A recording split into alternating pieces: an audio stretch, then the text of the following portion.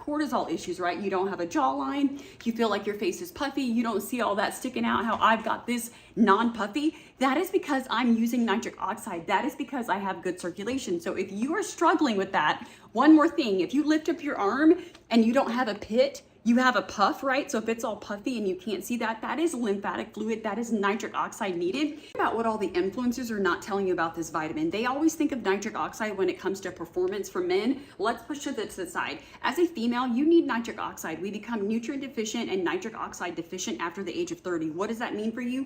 Cold hands, cold feet. What it meant for me at 46 years old, I got really cold a couple months ago. Literally one half of my body was freezing, the other half was not. That was a circulation issue. Nitric oxide helps with circulation, it helps with blood flow. That's why men love it so much for performance, but all of that aside, it is so much more than that. A lot of people over 30 are having bone issues, pain issues, circulation issues.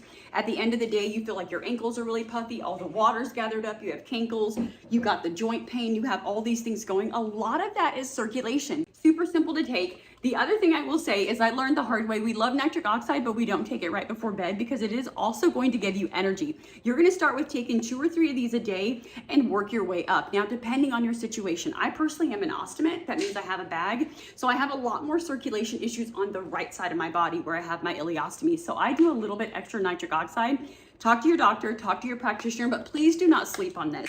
The other thing with nitric oxide is if you are deficient, you're gonna have a lot of brain fog, you're gonna have a lot of gut health issues, and you're always gonna feel like something's wrong, even though you're doing all the right things. So if you tried everything, you're still having circulation issues, don't even get me started with blood pressure because a lot of blood pressure problems, I'm not saying this is gonna fix you, don't stop taking your meds, but if you are having BP issues, blood pressure issues, things are not working right, you have circulation issues, nitric oxide is definitely what you're looking for.